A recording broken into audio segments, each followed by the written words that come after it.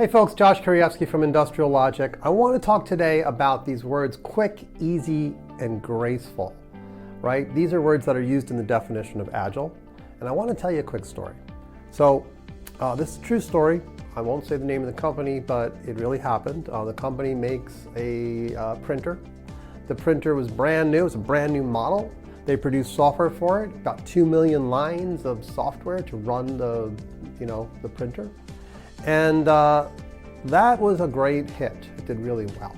Fast forward a little bit later, just a little bit later, they wanted to make a new version of the printer, a second model, right? And so they did, and they took the 2 million lines of code and they duplicated it. They copied it, and then they made some slight modifications to it, and now there are two printers, and there's 4 million lines of code. Okay. Now it kept going. It kept going and going. They kept making new printers. They kept copying the code. Before you know it, they had 18 new printers, all with the 2 million lines of code in them that had been slightly modified for each and every printer. So that's 36 million lines of code. And the differences between each printer, the differences in the code were not that great.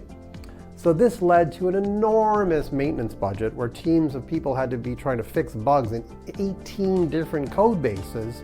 It was not graceful.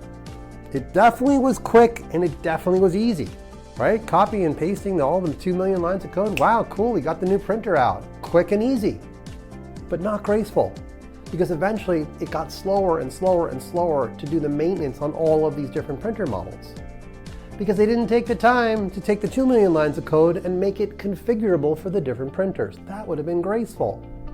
You gotta have all three if you want to be agile long term. Quick, easy, and graceful.